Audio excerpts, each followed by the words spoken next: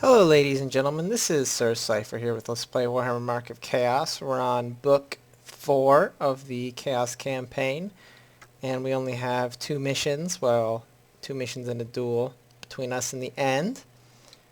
This mission is called Crossing the Rubec, and I'm assuming it's sort of a reference to Julius Caesar and crossing the Rubicon, like that, where these kind of on an invasion, but I don't know. So, this mission's kind of weird.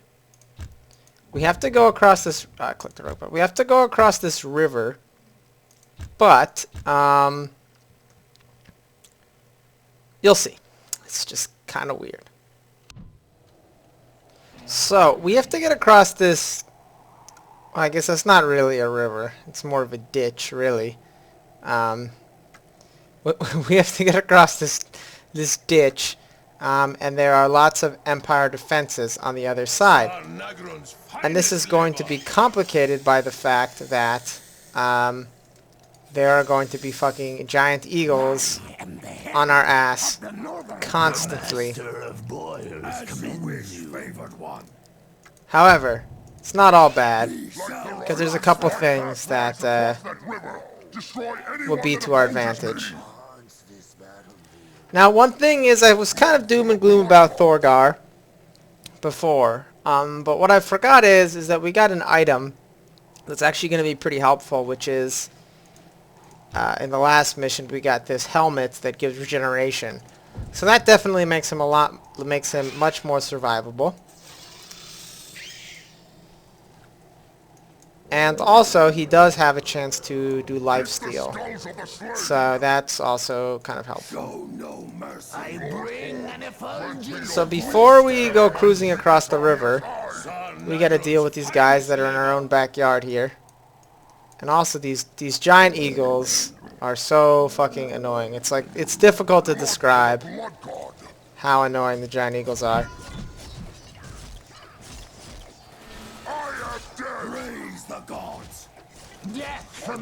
So we're surrounded by dudes, but Thorgar's got some decent crowd control abilities.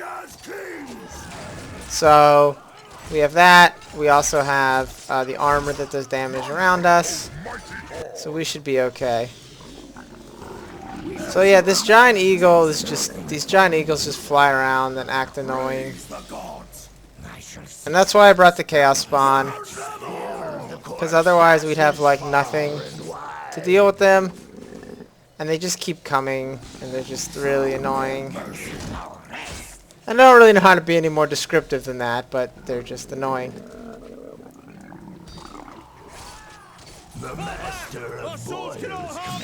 If we had like giant armies of handgunners or something, they wouldn't be as annoying, but we don't, so. Now, the thing that makes this mission interesting is that there is a little portal to Chaos dealy, or a little dark flame to Chaos here, but it's only accessible to flying units, and it refreshes.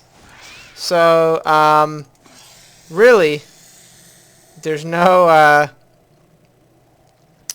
there's no reason to really necessarily use that many ground units, because you have access to this Flame of the Gods, which, as you can see, refreshes. Now, you might wonder, how do we get these items? The more astute of you have probably already figured that out, but you will see.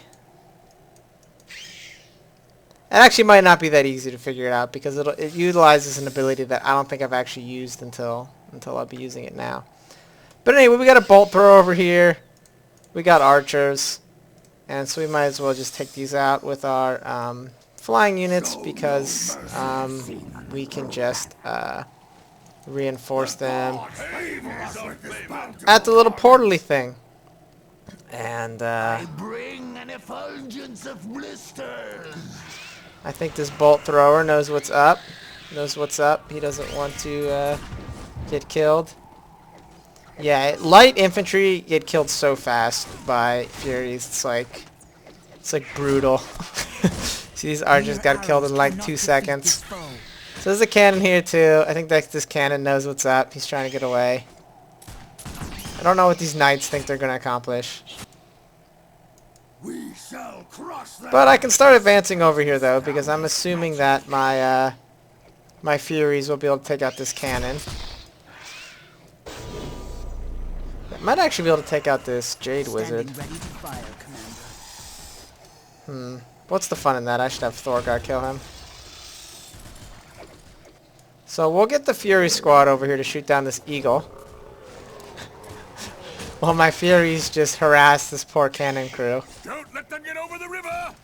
Attack! Seems like the wizard's a little tougher. So I'm going to send these guys back to heal. And then I'm going to send these guys back to heal once the cannon has been destroyed. Glory to chaos! None can oppose mighty God! We shall be as kings! Try and get back some of my dead troops with a steel soul here. Glory to chaos! And we'll try and get a little bit of anti-aircraft fire on this eagle. So as you can see here, we have this Flame of Chaos. And I think its max power is 50, but it refreshes. So as long as we, you know, as long as we don't mind waiting, we can get as many essentially free units as we want. And hopefully my little anti-aircraft battery heal will be successful in taking those guys down. So fortunately we don't really have to reinforce these guys because they just keep stealing souls. Thorgar's little AoE smash thing isn't bad. I still prefer a normal Thorgar, but you know, what you gonna do? The gods favor us with this bountiful carnage. I guess I should probably have Thorgar kill this wizard. It is the will of the Dark Lords that brings us victory. So these Furies are reinforced. You go see if there's any other units they could go pick on. These are all handgunners. I don't really feel like dealing with them. But I should be able to turn this Jade Wizard into paste. Now one thing I've found out for Thorgar is it's actually better just to do offensive tactics to get an extra damage, even though you tend to take more damage, because you tend to just like kill the people really fast, and it just saves time to just use. He keeps stunning me. Whatever. We don't need to watch this fight. We know Thorgar's gonna win. I'm going to rip off their skulls with my bare hands. He's gonna rip up their skulls with his bare hands. Oh, I forgot. Shadow Warriors appear, but who cares? So, people seem for me that they thought it'd be cool if I did Battle March. So I am gonna do that once this is over. So, yep. But yeah, Thorgar is not the powerhouse in demon form like he was before. This constant winter's grip is kind of annoying me, but oh well. We have regeneration, so it's not a big deal. So we got all our Furies back, so we can have them cruise around here and take out some dudes. Oh, look at these guys. They're lined up like bowling pins. Strike. Praise the gods. Burn them all. Now, Thorgar should be okay by himself for a little bit. So I'm going to show you how we, in fact, are going to get... wow. These guys are like blasting the crap out of Thorgar. These guys were in the other mission too, these Illyrian Reavers. They're basically like Pistoliers, but they shoot farther. They're closer to archers, but they don't have as much of a punch as Pistoliers do. because they don't have armor piercing like pistoliers do. So we can just go poof, unseen lurker, teleport over there, and grab all this stuff. But yeah, like I said, I don't think I've ever used it until now because there's really not too much of a point to teleporting around most of the time. So I don't. They must be destroyed. So here's the Elven Prince. We will pave a road to the city with their bones. I think it might be faster just to have the Furies kill him. I will seek out my foes. Prepare your soul for death. But I think he wants to duel. So duel we shall.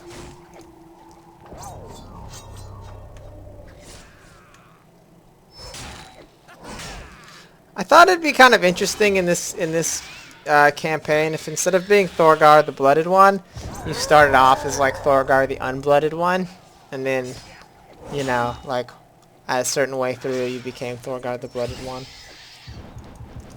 But alas, you were just always Thorgar the Blooded One.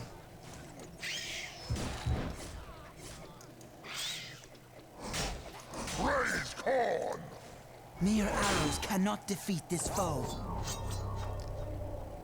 I think, I don't know, offensive tactics just seems to be a lot more successful with Thorgar. He tends to just beat the crap out of dudes. I'm not sure why it seems so particularly effective. Long drawn-out battles seem to favor, why does this guys keep... Get the fuck over here, you stupid... Destroy them all. Long drawn-out battles seem to favor other heroes. Okay, I don't get what the fuck is going on here. This isn't that hard.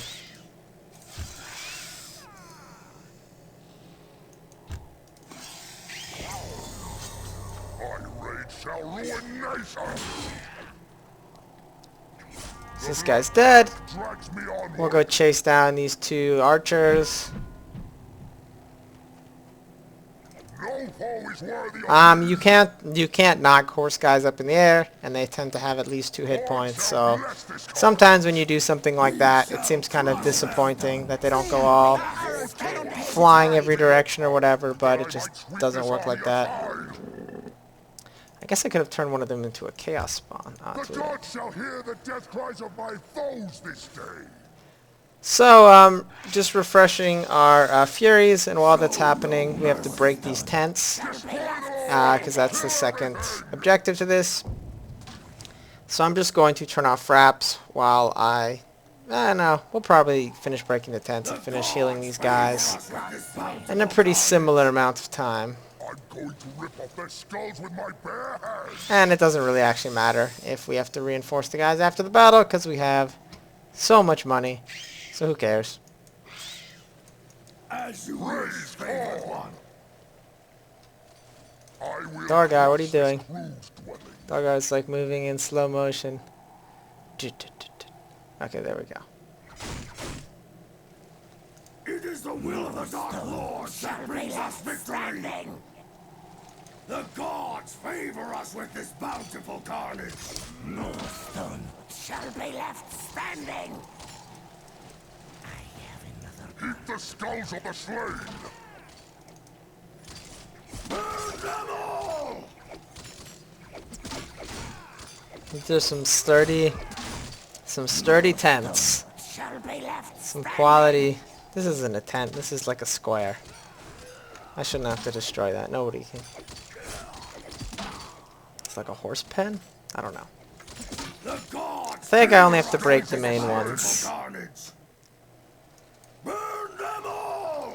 Let's see if it gets mad at me if I don't break the We shall be as kings. Shall be left standing. That's not a tent. Praise the gods. Oh, I guess the top of the tent was invisible. It showed up when it collapsed. So, that's it for this mission, and now we're going to move on to a quick duel.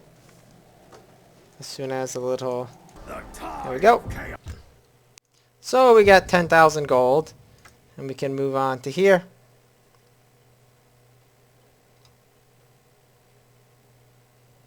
As Thorgar moves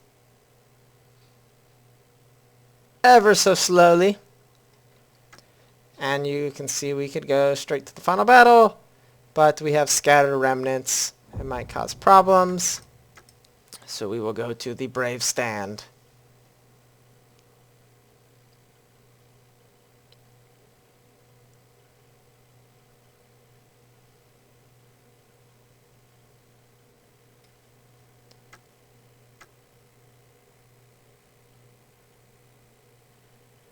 I like how Thorgar just clips through the bridge and through the water.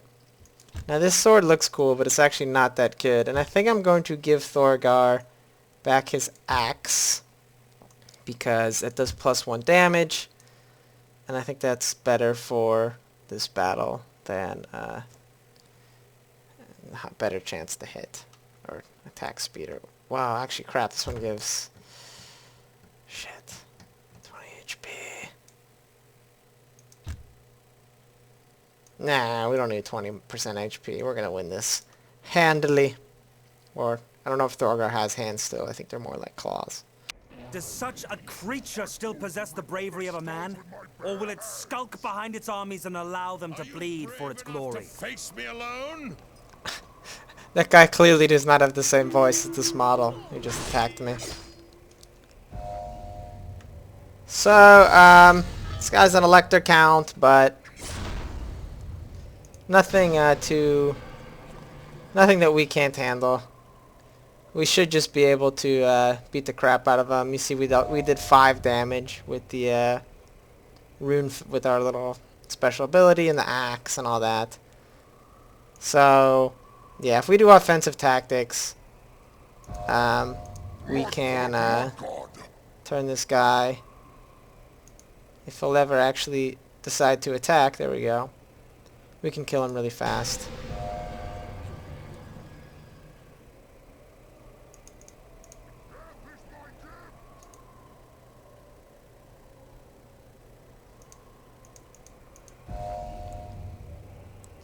So, not much to see here.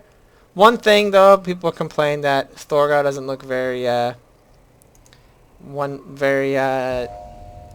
nurgly.